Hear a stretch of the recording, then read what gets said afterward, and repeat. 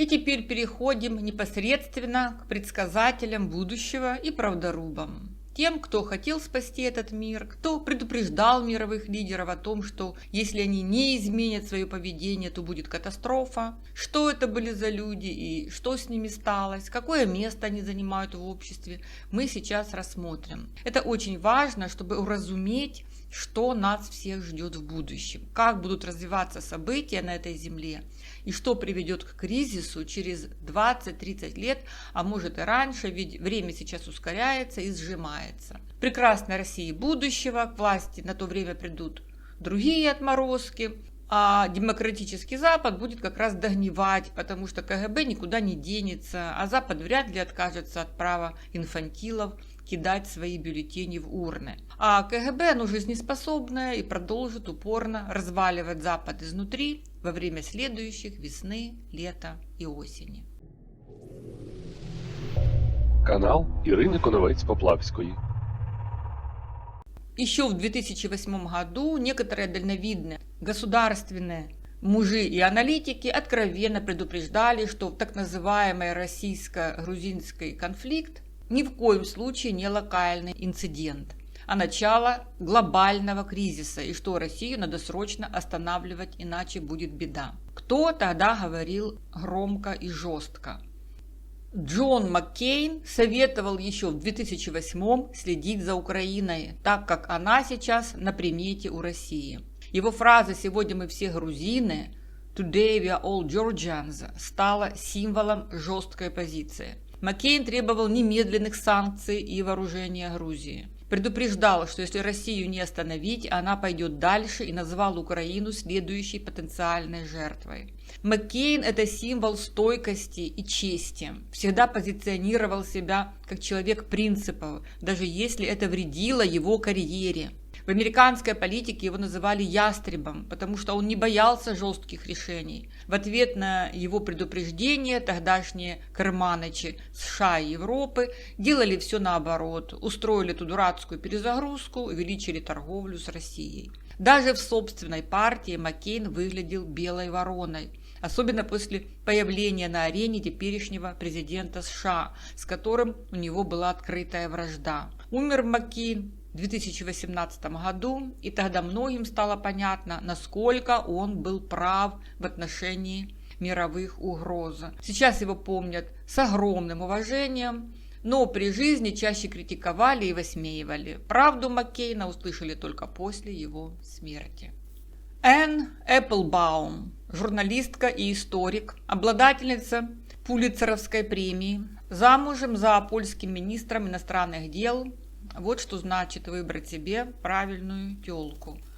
Энн Эпплбаум в своих колонках тогда, в 2008 прямо писала, что это не изолированный конфликт, а репетиция российской экспансии. Призывала к стратегическому ответу Запада, а не просто дипломатических заявлений. Но в западном обществе она долго воспринималась как интеллектуалка, которая преувеличивает угрозу авторитаризма. Когда Энн Эпплбаум предупреждала, что постсоветские элиты ведут мир к новым катастрофам, ее называли пессимисткой, истеричкой, даже русофобкой. И вот после 2014 года и особенно после 2022 ее работы начали цитировать как пророческие. Она никогда не вписывалась в мейнстримную теплую ванну западных элит. Ее муж тоже был резким критиком России, поэтому они оба попадали под информационные атаки Кремля и критику на Западе. Энн Эпплбаум годами била тревогу о возрождении империи и упадке демократии, но ее слышали только как тревожный фон, аж пока реальность не затарабанила в дверь западным политикам. Лех Качинский приехал в Тбилиси вместе с президентами Литвы, Латвии, Эстонии и Украины. Прямо со сцены в центре города он заявил: «Сегодня Грузия, завтра Украина, послезавтра страны Балтии, а потом, может быть, и моя страна, Польша». Это была одна из самых пророческих речей 21 века. Он считал, что Россия восстанавливает имперские амбиции, а Запад закрывает на это глаза.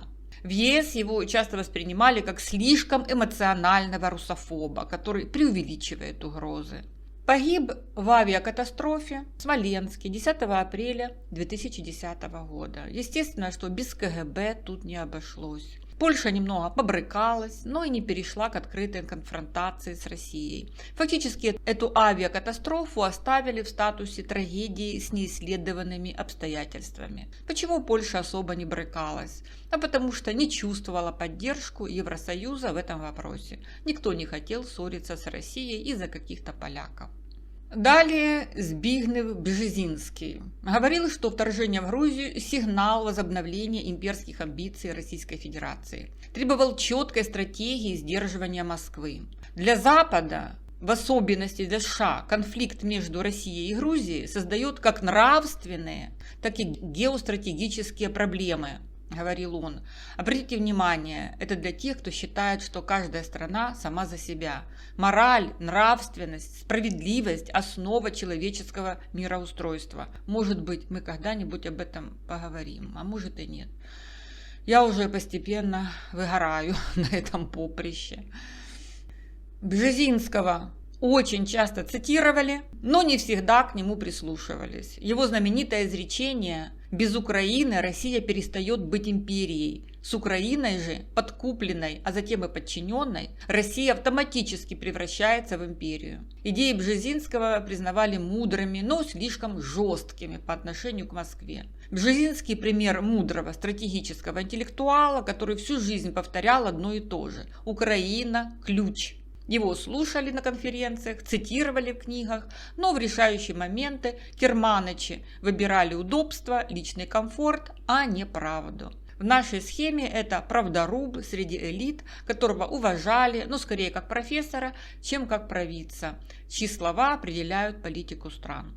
Далее Эдвард Лукас, автор книги «The New Cold War». Еще до 2008 года писал, что Россия возобновляет свои имперские хотелки, а после Грузии призвал к жестким санкциям. Вот его предсказание.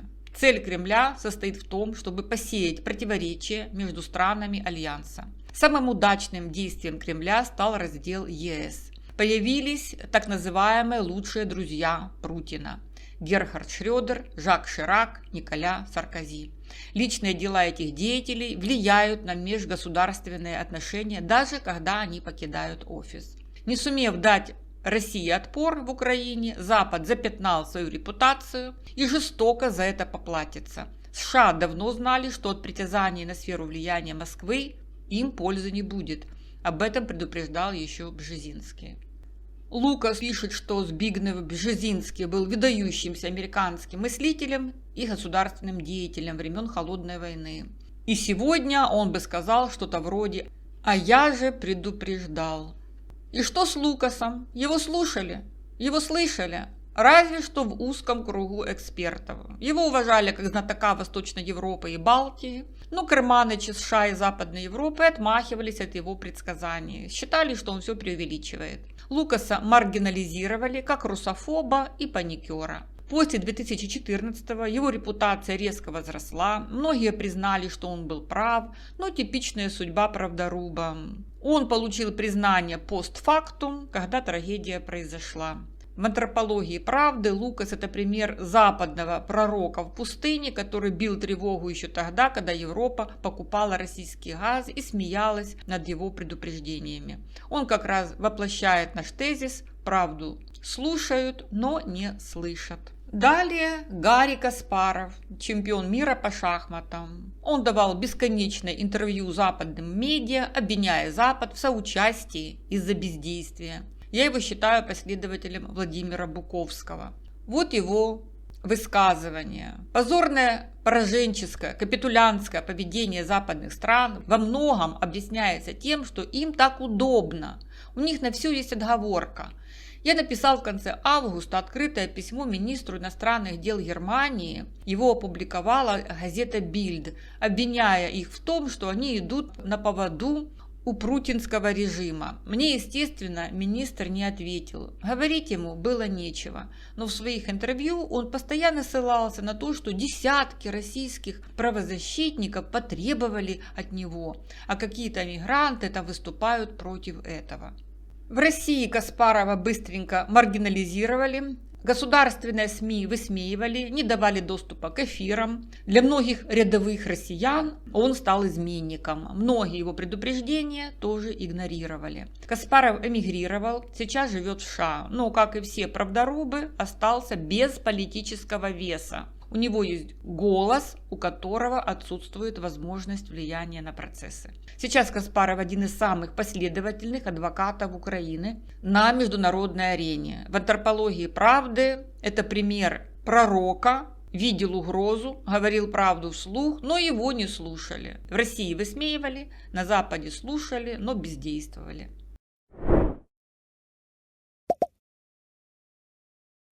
Вот вам только несколько предсказателей будущего и какое место они занимают в этом мире. Они предвещали катастрофу, громко и жестко, говорили, что поведение Запада неадекватно челленджам. Они это кричали на весь мир, когда мир ломался. Мир ломается, а вожди слабые. И чем все это закончилось? США как лидер теряет моральную силу. Их сегодняшний Керманыч не мыслит в категориях глобального порядка или демократии, только в категориях соглашений, силы и выгоды. Дил – это его потолок. США больше не являются стабильным гарантом мирового порядка, даже если у них есть ресурсы, но к ним нет доверия. ЕС – это колосс на ватных ногах. Среди них всегда найдутся друзья России, явные и неявные, но с ними никак не борются. Вместо стратегического видения – тактические лавирования. Много слов, мало дела. Бюрократия ЕС медленная, разобщенная, часто действует только после факта. Китай и Российская Федерация – это альтернатива, которая разрушает, а не строит. Они бросают вызов западному порядку, но не способны предложить что-либо лучшее. Их лидерский стиль – это страх, контроль, колониальность. Китай вместе со своим вассалом Россией пользуются слабостью Запада, но сами не являются новыми архитекторами мира, наоборот, его подрывниками. Вот к чему пришел Запад, и то, к чему они пришли, это закономерный финал их поведения на мировой сцене. Закрепим эти три постулата, на которых базируется слабость западных демократий. Первое. Лидерство не соответствует масштабу угроз. Западные лидеры мыслят в коротких циклах, тогда как проблемы, стоящие перед ними, планетарные и системные. Миграция, искусственный интеллект, распад системы безопасности, авторитаризм, война. Второе. Государственная деятельность превратилась в реалити-шоу. Популисты побеждают не благодаря программам, а благодаря образу, имиджу, стараясь угодить инфантилам, которым не нужна компетенция. Они ждут хлеба, зрелищ и указки на того, кто есть враг. Третье. Население очень быстро устает от сложностей. Граждане разочаровываются в демократиях, потому что ждут скорых решений. Сложная правда не продается, а это открывает дверь простым, сильным в кавычках фигурам. Вот сейчас я занимаюсь тем, что продаю сложную правду и кому она нахрен нужна. Лучше пойти туда, где врут, обещают, что все будет хорошо. Отсюда вывод третий. Антропологический. Мир в самой глубокой заднице с 1945 года, а его керманычи либо невидимы, либо опасны. Это не просто кризис управления. Есть вполне научный термин – антропологический кризис лидерства. Это когда современные лидеры в политике, бизнесе, обществе теряют способность быть настоящими проводниками. То есть они как бы управляют, но не понимают глубинные процессы. Гонятся за властью, рейтингами или выгодой, забывают о моральных ценностях и человечности. Антропология правды – это способ оценивать людей не потому, что они пишут или обещают, а потому, как они реагируют на критические моменты истории. Поэтому и возникает у нас ощущение, что современным государственным деятелям не хватает смыслов, гуманности и подлинного авторитета. Современное общество осталось без ориентиров и тоскуют за Черчиллем и Рейганом. И если в вашей стране есть президент или премьер, который постоянно говорит красивые слова о реформах, но на самом деле заботится о собственном рейтинге и выгоде для своей команды, то это и есть проявление антропологического кризиса лидерства. Вроде бы чел руководит страной, но он не лидер. Такие карманычи проводят встречи и пишут обращения, принимают какие-то решения. Но когда возникает серьезный челлендж, они выглядят растерянными, действуют медленно, принимают компромиссные решения, которые не соответствуют масштабу проблемы. Антропологический кризис лидерства – это когда президенты, канцлеры, премьеры как бы управляют государственными механизмами, но не имеют смелости и внутренней силы продемонстрировать моральный ориентир. А моральный Керманыч не есть лидер. Если он вдруг заявляет, что плевать на Будапештские соглашения, теперь мы будем наживаться на войне, которую мы сами и заварили, какая тут мораль? Усаживать агрессора с жертвой за стол переговоров, когда у тебя есть все технические средства и технологии, чтобы вышибить дух из агрессора, где здесь мораль? Говорить жертве, а что ты вообще сопротивлялись, а не сдались агрессору сразу, где здесь мораль? И население это видит, чувствует, что в критический момент им не хватает авторитетных, решительных фигур, которые не только управляют, но и способны вести за собой и мечтают о новых Черчилле и Рейгане. Итак, простыми словами, сегодняшние западные президенты, канцлеры, премьеры больше похожи на менеджеров, чем на лидеров. И именно это ощущение, что есть начальники, но нет настоящих проводников, и является проявлением того же антропологического кризиса.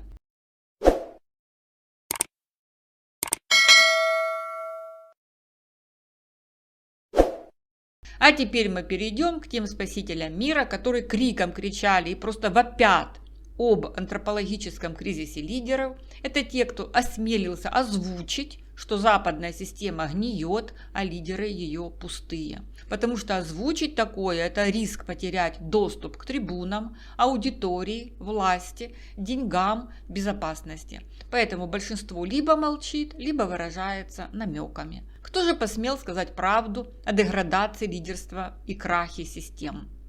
Крис Хеджес, бывший журналист Нью-Йорк Таймс, обладатель Пулитцеровской премии. В статье «Власть идиотов» от 6 июня 2025 он пишет: «Последние дни всех империй к власти приходят идиоты. Они отражают коллективную глупость цивилизации, оторвавшейся от реальности». Вот такая у него риторика. Хеджеса изгнали из мейнстрима, он выступает только на независимых площадках. Это человек, который имеет смелость называть вещи своими именами, особенно когда речь идет о деградации лидерства, коррупцию и лицемерие системы власти, нравственный упадок элит Запада. Он не боится говорить непопулярные вещи, раскрывать манипуляции медиа. Именно за это его ценят.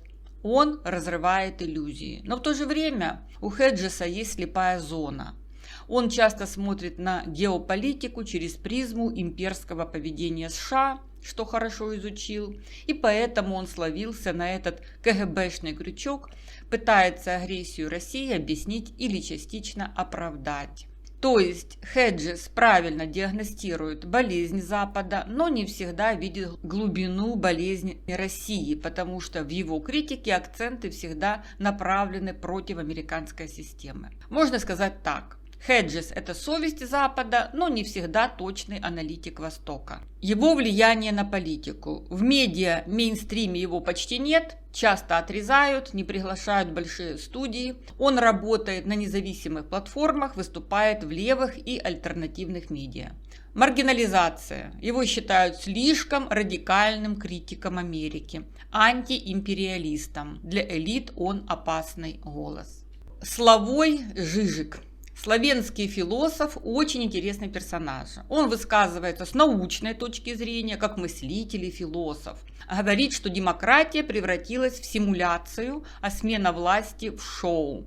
Критикует как левых, так и правых за страх мыслить масштабно. Не боится признавать: мы не знаем, куда идем, и мир стал неконтролируемым. Жижик критикует кризис лидерства философски, с иронией и парадоксами.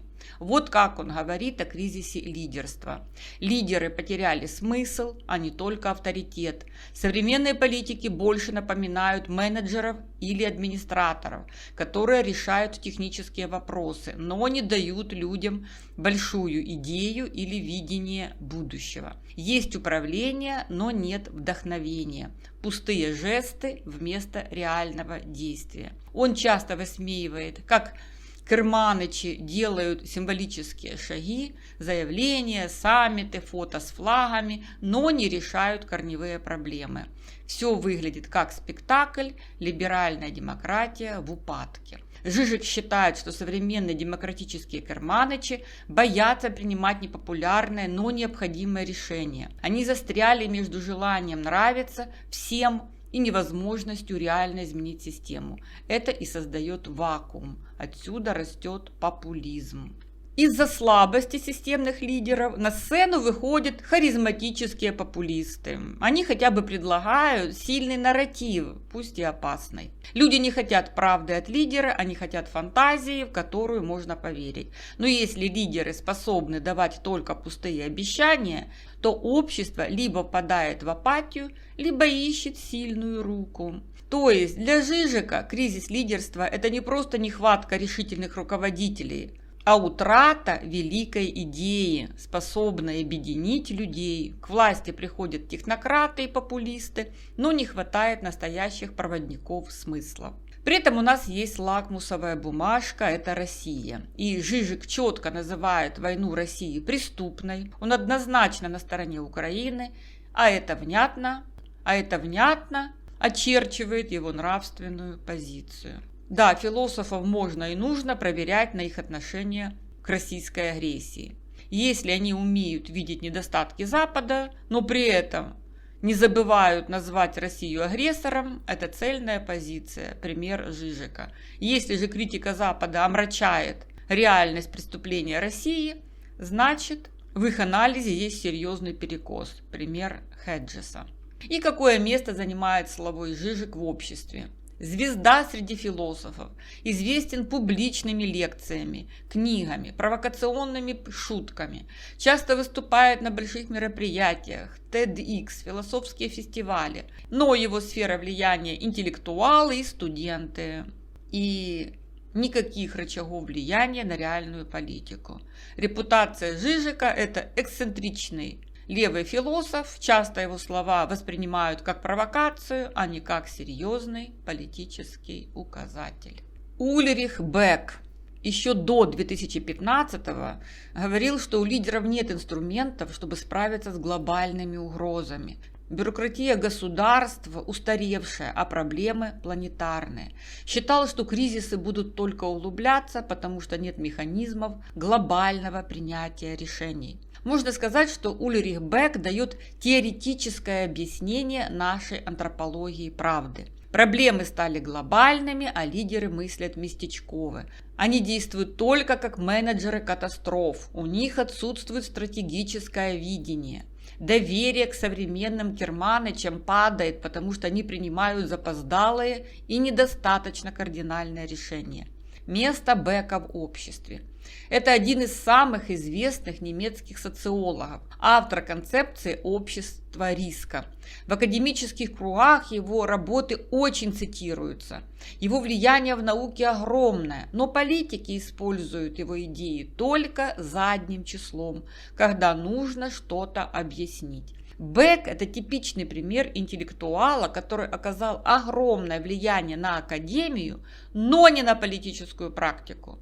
Ульрих Бек умер 1 января 2015 года, то есть он уже видел Майдан, аннексию Крыма, начало войны в Донбассе. Но его последние тексты и интервью были о том же: общество риска, глобализация, европейский кризис, мигранты, еврозона, климатические угрозы.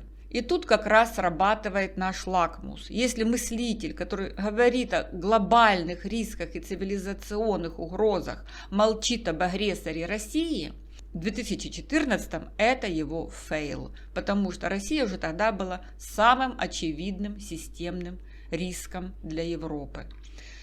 Итак, по Беку можно сказать.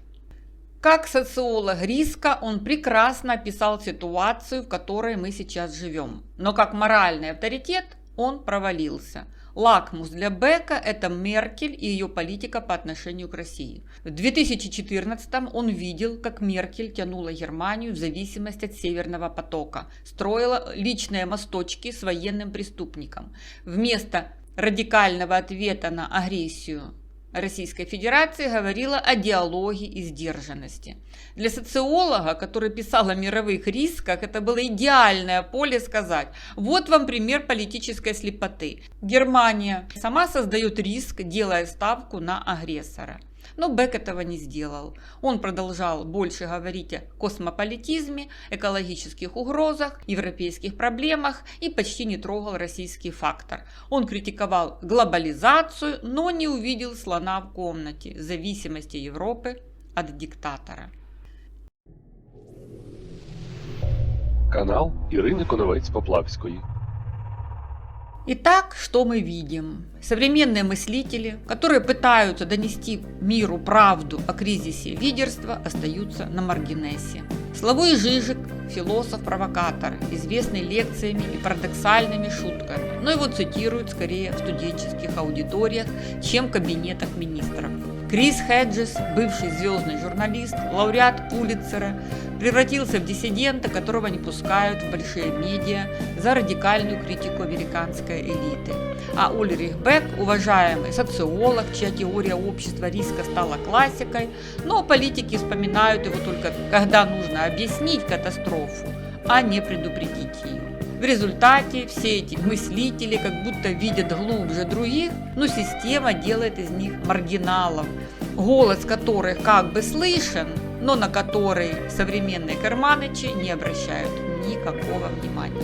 Но это не все предсказатели катастроф. В следующей части мы познакомимся еще с 3 правдорубами, посмотрим, как их воспринимают в обществе.